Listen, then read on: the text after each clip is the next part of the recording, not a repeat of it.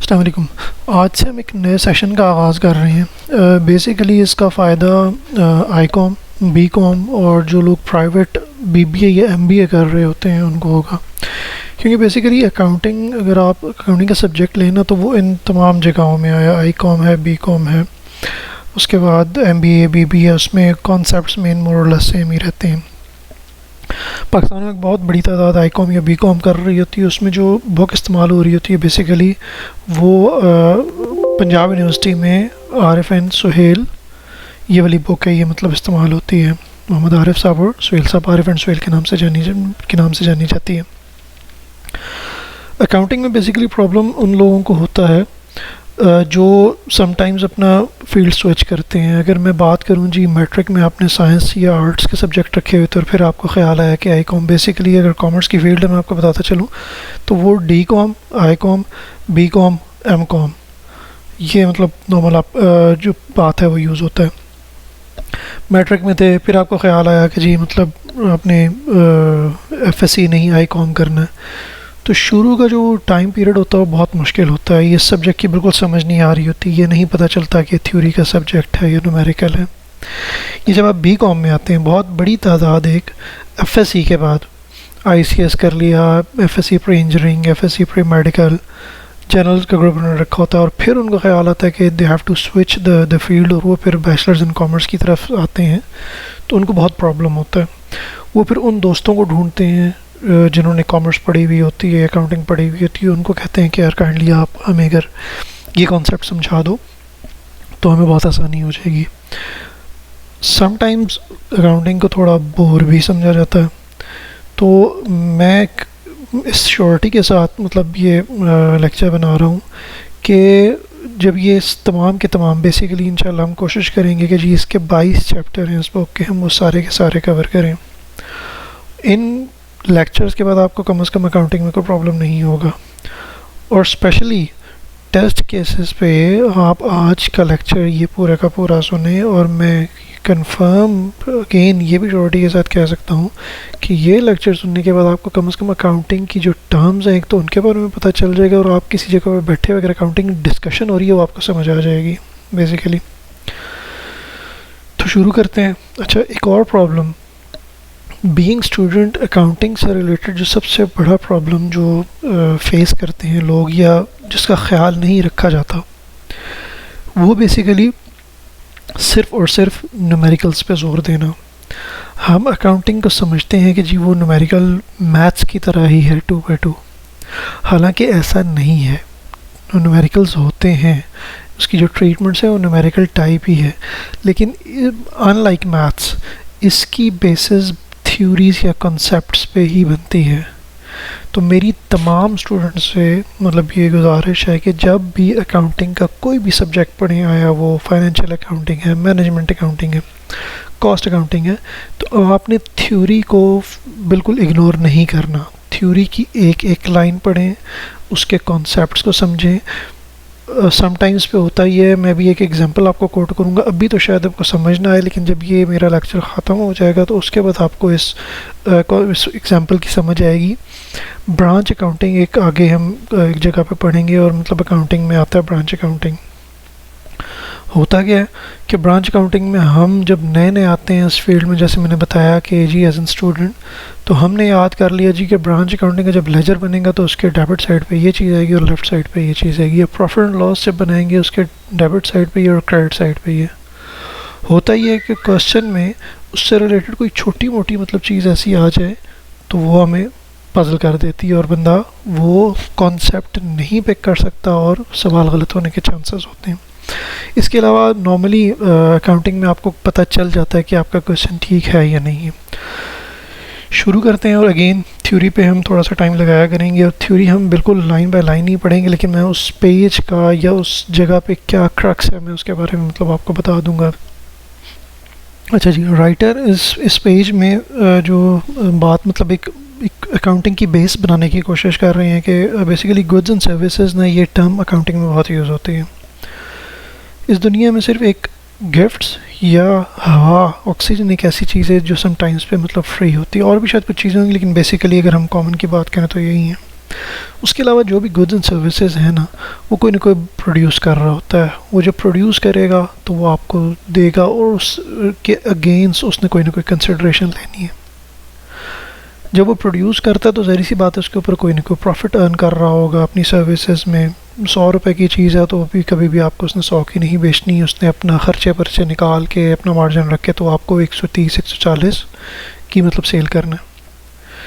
तो बेसिकली मतलब प्रॉफिट्स हो रहे होते हैं। अब ये समटाइम्स पे इतना कॉम्प्लेक्स किस्म का अरेंजमेंट्स हो जाती हैं कि आपको अपने आमदन और ख़र्चों का हिसाब किताब रखना पड़ता है। इनकम एंड एक्सपेंडिचर भी कह सकते हैं, प्रॉफिट एंड लॉस भी कह सकते हैं। ठीक है, ये होते क्या है, मैंने कहा जी हम जैसे जैसे इन लेक्चर्स को प्रोसीड करेंगे आपको टर्म्स मतलब समझ आना शुरू हो जाएंगी। Cut your coat according to your cloth, चादर देख के पाँव फैलाओ। अब इन चीज़ों की रिकॉर्डिंग की, अकाउंटिंग की इनकी ज़रूरत महसूस क्यों होती है? बेसिकली जो बड़े बड़े बादशाह भी हैं वो भी अगर प्रॉपर किसी चीज़ को प्लान न करें तो थोड़े अरसे में वो भी गरीब हो सकते हैं, तबाह हो सकते हैं। इसी तरह बिजनेसेस हैं, नॉर्मल ज़िंदगी में भी आपने देखा होगा। अभी राइट नाउ मैं कोशिश करूँगा कि आपको मैं जो एग्जांपल्स दूँ तो एक इंडिविजुअल के हद तक दूँ। एक बंदा सैलरी अर्न कर रहा है, उसके आमदन बहुत लिमिटेड है, लेकिन उसने ख़र्चा जिस तरह करना है वो प्रायोरिटाइज़ करके करना है। उसको नहीं पता शुरू में कि जी उसका किस किस पे कितना एक्सपेंस होना, उसको आइडिया नहीं होता। लेकिन जब वो प्रॉपर प्लानिंग करता है वो सबसे पहले अपने प्रायोरिटाइज एक्सपेंसेस देखता है। ठीक है, तो वो जो एक प्रॉपर प्लानिंग के साथ जब खर्चा कर रहा होता है तो मे बी वो कुछ ना कुछ सेव करके तो उस सेविंग को कहीं इन्वेस्ट कर सके। यानी प्रॉपर प्लानिंग की ये इम्पोर्टेंस है।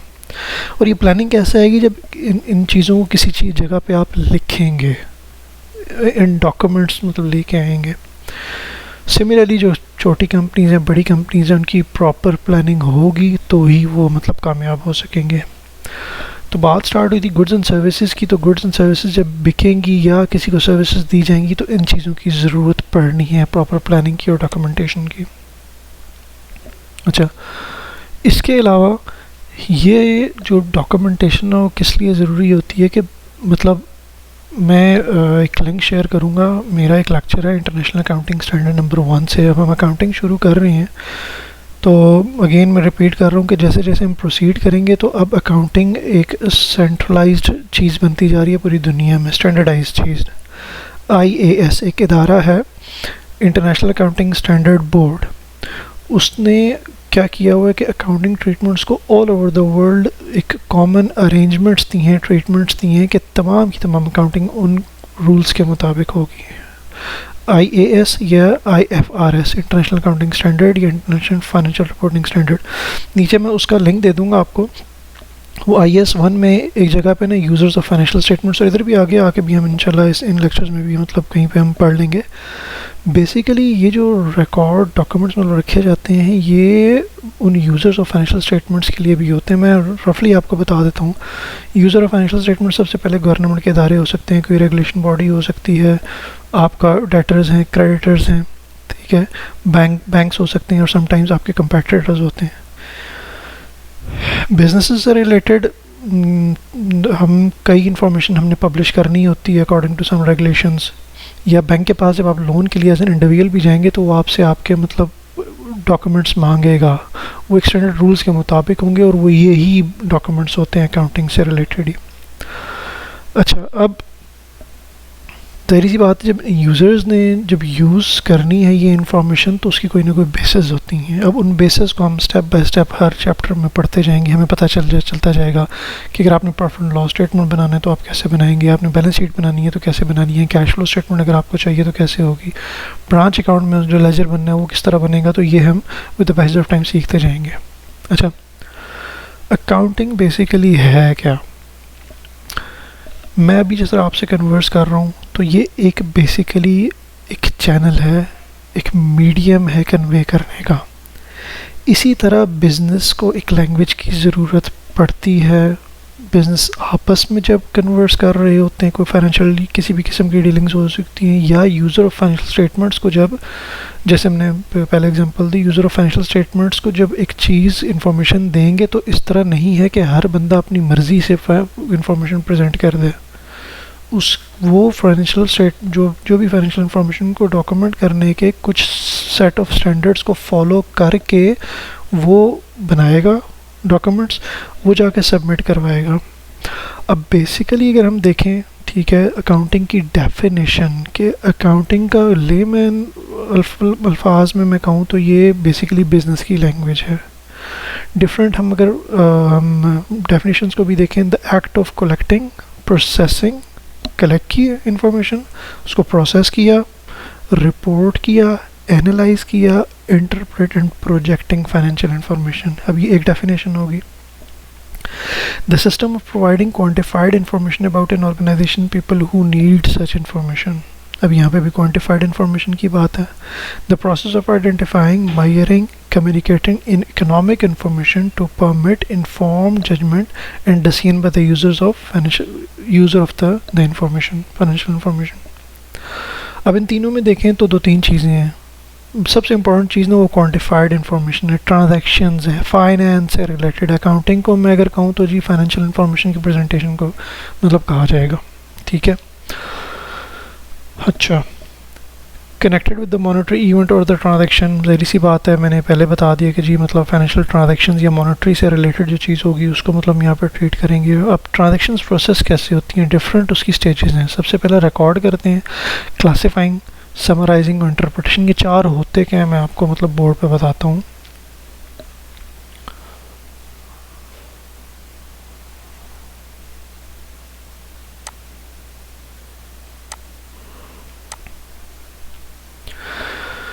अच्छा जी, मैं अगर डेफिनेशन यहाँ पे आपके सामने मतलब लिखना चाहूँ तो basically accounting is an art और science.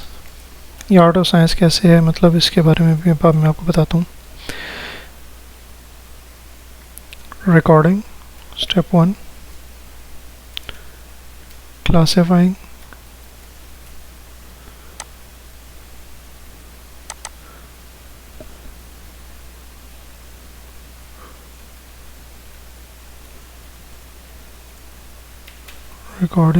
classifying, summarizing and interpreting। कैसे है जी? अच्छा, interpreting of what? Financial transactions।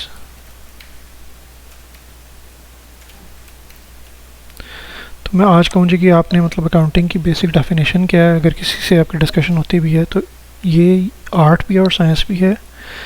Record करना, क्लासिफाई करना, समराइज करना, इंटरप्रेट करना फाइनेंशियल ट्रांजैक्शंस को कैसे मैं बताता हूँ। अच्छा, आर्ट या साइंस कैसे है?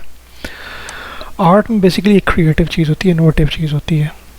तो अकाउंटिंग पे समटाइम्स पे प्रूडेंटल जजमेंट पे कुछ आपने चीज़ें करनी होती है, डिसीजन मेकिंग करनी होती है। साइंस तो एक पेट चीज़ है ना कि जी ये बेसिकली फार्मूलाज हैं, आपको मतलब वो फॉलो करने हैं, इसलिए इसको मतलब आर्ट में आप एक नई मतलब मेरी जजमेंट हो सकता है कि दूसरे जो फाइनेंशियल मैनेजर है उससे अकाउंटेंट से डिफरेंट हो। कुछ बेसिक्स सेम ही रहेंगी लेकिन कुछ हद तक हम अपनी जजमेंट इस्तेमाल कर सकते हैं, तो इसलिए इसको आर्ट भी कह सकते हैं। और साइंस 2+2=4 तो हम कहते हैं कि जी मतलब ये साइंस है। रिकॉर्ड हम किस में करते हैं? रिकॉर्ड बेसिकली करते हैं जी general journal. First book of entry कहलाता है जी। बेसिकली क्रोनोलॉजिकल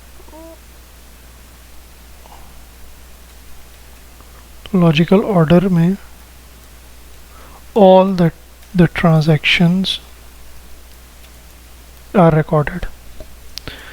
5 कॉलम्स होते हैं इसके होते, अभी मैं बताता हूँ कौन कौन से, लेकिन हम इसको देखेंगे बाद में। मैं आपको प्रेजेंट कर भी दूंगा जनरल किस तरह। सबसे पहले डेट, पर्टिकुलर्स,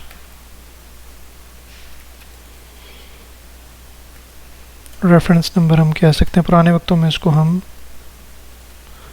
लेजर फोलियो कहते थे। फोलियो बेसिकली पेज होता है।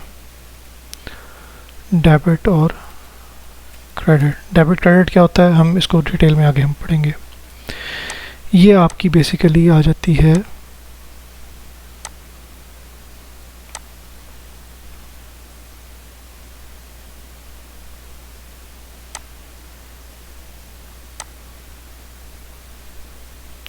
ये स्टेप 1 था जी रिकॉर्डिंग।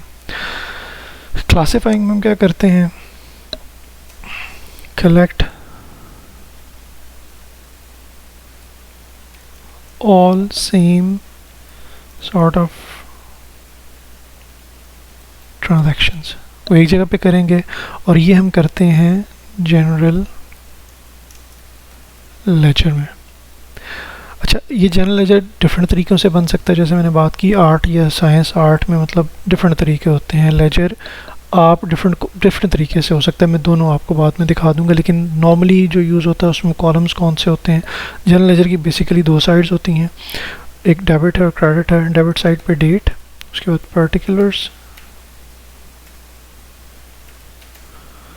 फिर रेफरेंस नंबर, और उसको जनरल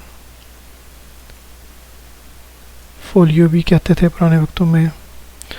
उसके बाद अमाउंट, ये एक साइड, और सेम यही चीज़ रिपीट होगी, ये डेबिट साइड और ये क्रेडिट साइड। अच्छा जी,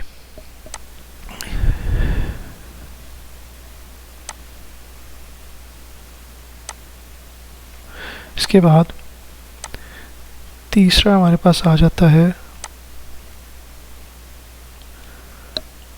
समराइजिंग। समराइज, अब ये जनरल में सारी चीज़ें एंटर की, फिर उधर से लेजर्स डिफरेंट बनते गए, तीसरे नंबर पे समराइज़ करके ना मेनली हमारी दो रिपोर्ट्स निकलती हैं। एक निकलेगी प्रॉफिट एंड लॉस, अच्छे से यहाँ हम ट्रायल बैलेंस, तीन रिपोर्ट्स कह सकते हैं। ट्रायल बैलेंस, उसके कॉलम्स होते हैं जी बेसिकली पर्टिकुलर्स, तीन कॉलम होते हैं, 3 कॉलम्स,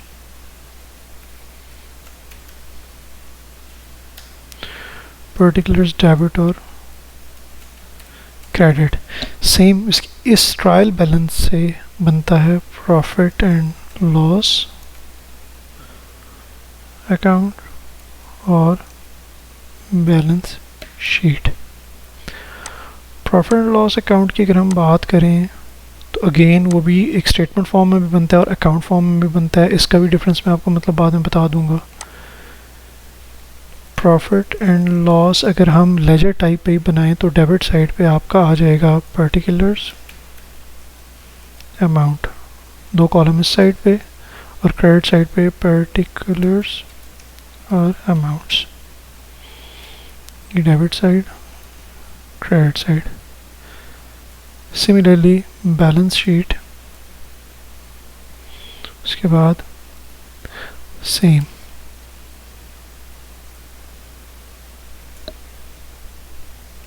ठीक है जी। अब इंटरप्रेट, ये step 1,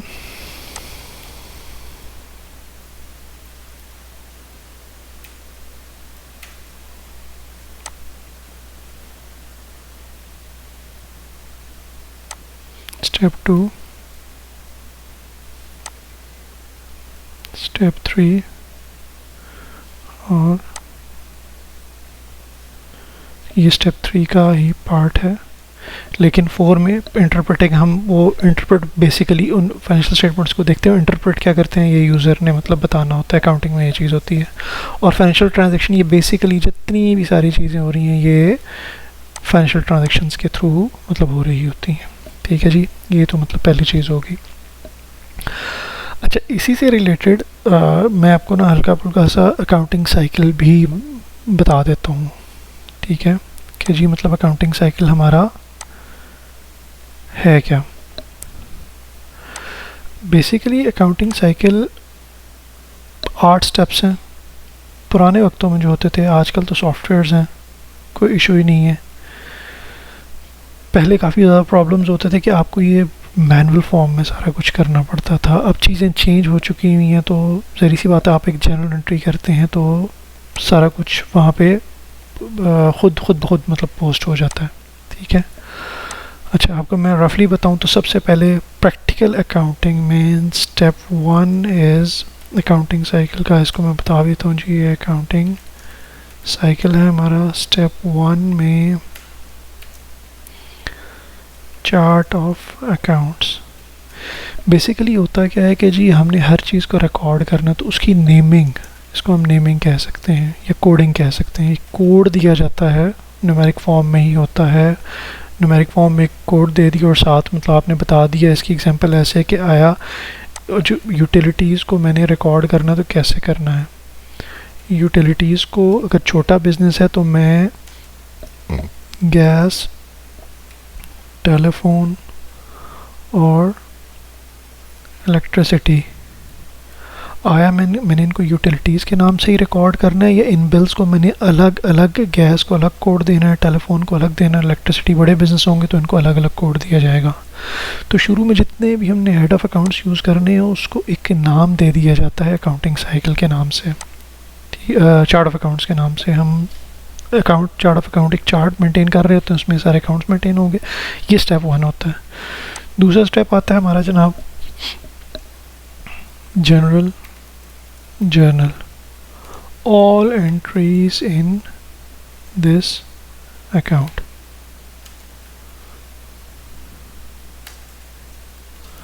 Step 2,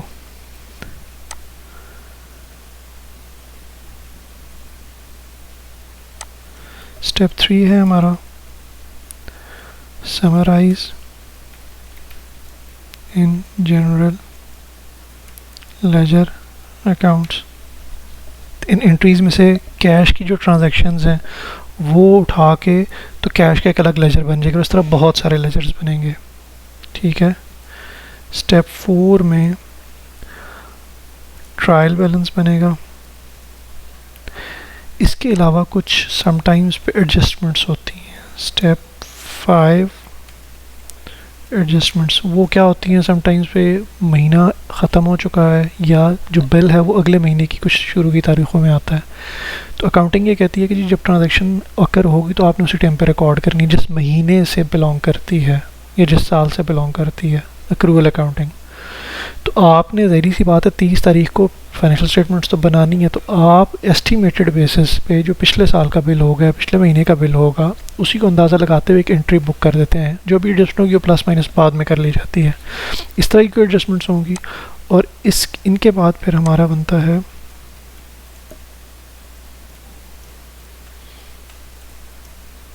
adjusted trial balance.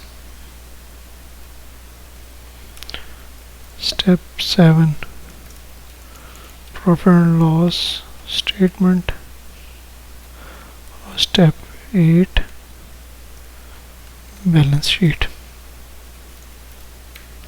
ये आपकी शुरू से रिलेटेड, जो अकाउंटिंग से रिलेटेड है, तो आपकी बेसिकली अकाउंटिंग साइकिल ये बेसिकली मतलब ये 8 स्टेप्स हैं जो with the passage of time आपको मज़ीद थोड़ा जब हम आगे जाएंगे तो आप क्लियर हो जाएंगे कि जी मतलब ये फाइनेंशियल जर्नल कैसे बनता है। मैं आपको प्रैक्टिकली दिखा भी दूंगा ये।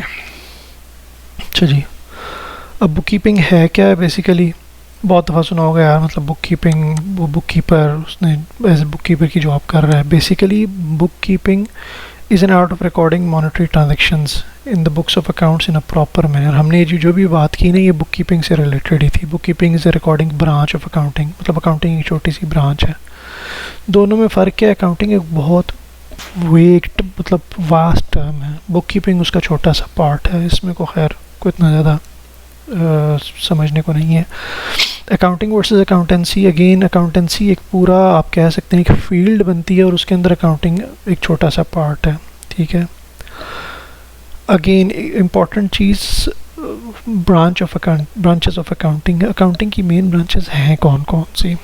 सबसे पहले जी फाइनेंशियल अकाउंटिंग जो भी हम पढ़ रहे हैं, ये अगले जो 22 चैप्टर हैं ये बेसिकली फाइनेंशियल अकाउंटिंग से रिलेटेड ही हैं।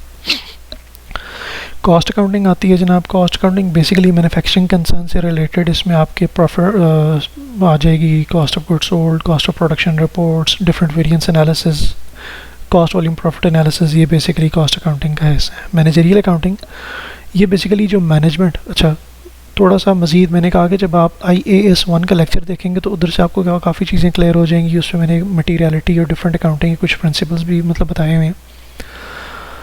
इसके अलावा जब यूज़र ऑफ फाइनेंशियल स्टेटमेंट्स की बात की ना, तो बेसिकली फाइनेंशियल स्टेटमेंट्स दो तरह की बनती हैं। एक तो आपने बाहर जो यूज़र ऑफ फाइनेंशियल स्टेटमेंट्स के लिए बनानी है, इसके अलावा कई दफ़ा पे जो मैनेजमेंट होती है वो अपने लिए, क्योंकि वो आप सारी की सारी इन्फॉर्मेशन यूज़र्स को नहीं दे सकते हैं। बहुत सारी इन्फॉर्मेशन जो मैनेजमेंट के अपने डिसीजन मेकिंग के लिए होती है और काफ़ी डिटेल्ड होती है, उसके डिफरेंट फॉर्मेट हो सकते हैं। वो जो बेसिकली अकाउंटिंग हो रही होती है वो मैनेजरियल अकाउंटिंग कहलाती है। ठीक है, पीरियडिकली होती है, उस पर डिसीजंस डिफरेंट लिए जाते हैं, तो उसको मतलब मैनेजरियल अकाउंटिंग कहा जाता है। फ़ायदे क्या हैं जनाब objects of accounting? Financial information is necessary in order to run a business in an efficient manner. Reliable information will be available only through proper books of accounts. हमने कहा जी कि एक बिज़नेस को एफिशिएंटली रन करने के लिए हमें proper financial information अच्छी फॉर्म में चाहिए कि हम डिसीजन ले सकें। Proper accounting is essential. If the money is to be borrowed for the purpose of business, the lender will only agree or lend the money when he is satisfied as to the solvency of the borrower. Information available from the books of accounts is means of measuring such solvency. आप एक bank के पास जाते हैं, उसे कहते हैं जी मुझे 1 million का कर्जा चाहिए। वो कहेगा जी आप क्या करते हैं? आप कहेंगे जी मैं बिज़नेस करता हूँ। कहेगा जी आप मुझे बुक्स ऑफ अकाउंट्स दिखा दें। आपके पास अपने प्रॉपर बुक्स ऑफ अकाउंट्स हैं, वो सारी चीज़ें देखेगा जी, आपके एसेट्स उसको बैलेंस शीट से मिल जाएंगे, प्रॉफिट लॉस से पता चल जाएगा हाँ यार ये बंदा इतना कमा रहा है, तो इतनी हमारी जो किस्त अगर अब जो बनेगी, इंस्टॉलमेंट्स बनेगी, हमें रीपे कर भी सकता है। तो उसके लिए बहुत ज़रूरी है money borrowed for the purpose of business. Similarly आप किसी के पास उधार लेने के लिए भी जाएँ तो पहले उसका क्वेश्चन ये होगा कि जी आपने वापस कैसे करना है, तो ये बुक्स ऑफ अकाउंट्स आपको ये पर्पस आपका सर्व कर देंगी। Cash in hand can be verified and defalcation can be detected if proper books of accounts are maintained. जब आप अपनी प्रॉपर अकाउंटिंग मेंटेन कर रहे हैं तो आपको अपनी फ्लॉज का भी पता चल जाएगा कि आपके पास रिसोर्सेज हैं भी उस चीज़ को कंटिन्यू करने के या नहीं। Payment of sales tax and income tax is only possible if the books of accounts are maintained. जाहिर सी बात है, यूज़र ऑफ फाइनेंशियल स्टेटमेंट्स में जो सब पे टॉप पे होता है वो डिफरेंट गवर्नमेंट ऑर्गेनाइजेशंस ही होती हैं। उन्होंने टैक्सेस करने हैं तो वो अथॉरिटीज़ ये चेक करती हैं कि आया इन्होंने इन्फॉर्मेशन सही प्रेजेंट की है ताकि टैक्स सही तरीके से इकट्ठा किया जा सके या लिया जा सके। In case of any dispute, books of accounts can be produced in court of law as a documentary evidence.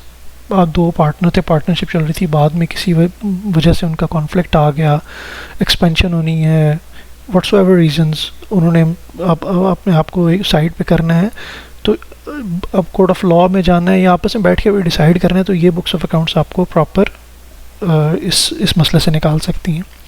The government fixes up fair prices, formulas, industrial policy, prepares economic plans, decide import-export quota, and does many other functions on the basis of accounting information available from the books of accounts.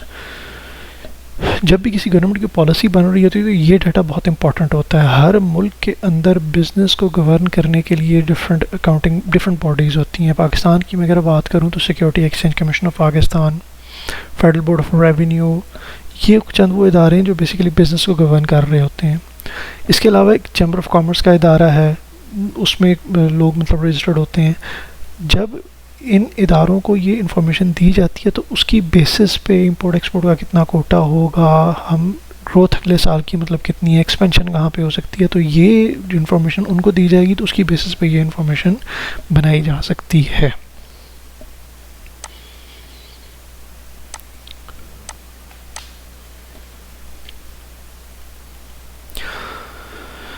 पहले lecture के लिए यहाँ तक बहुत है। Next इसमें बहुत कुछ इंपॉर्टेंट कॉन्सेप्ट्स मतलब हमारे शुरू होने वाले हैं, जिसमें डिफरेंट फॉर्म्स ऑफ बिजनेस और इनको हम डिटेल में पढ़ेंगे। और दूसरी जो हमने कहा गुड्स एंड सर्विसेज या मर्चेंडाइज में, इस एक कॉन्सेप्ट पे थोड़ा सा मज़ीद टाइम लगेगा। लेक्चर बहुत प्रोलॉन्ग ना हो जाए, चीज़ें मोनोटनस की तरफ ना चली जाएँ, या आपको ये ना लगे कि जी चीज़ें बहुत ज़्यादा बोर हो रही हैं। तो हम आज इसको यहीं पे मतलब कंक्लूड करते हैं और नेक्स्ट जो लेक्चर है उसमें ये जो टर्म्स एंड कॉन्सेप्ट्स हैं टिल अकाउंटिंग प्रिंसिपल से पहले हम कोशिश करेंगे कि हम इसको कंक्लूड करके तो मतलब ख़त्म कर लें, और उससे फिर नेक्स्ट फिर ये अकाउंटिंग प्रिंसिपल्स, क्योंकि ये भी बहुत इंपॉर्टेंट हैं, और अकाउंटिंग कन्वेंशंस, ये दो ख़त्म करके तो हमारा पहला चैप्टर इंशाल्लाह मतलब ख़त्म हो जाएगा। उम्मीद है कि अकाउंटिंग की डेफिनेशन तक आपको चीज़ें मतलब काफ़ी हद तक क्लियर हो चुकी होंगी, और मज़ीद जब इंशाल्लाह लेक्चर्स आगे बढ़ेंगे तो इन कॉन्सेप्ट मज़ीद मतलब बेहतरी आएगी। किसी किस्म का भी कोई क्वेश्चन है आप कमेंट में नीचे दे सकते हैं। इसके अलावा फ़ीडबैक आपका बहुत ज़रूरी है, वो आप प्रोवाइड करें। मैं कोशिश करूँगा इंशाल्लाह कि हर एक कमेंट और फीडबैक का इंशाल्लाह मतलब पर्सनली जवाब दूँ। Thank you.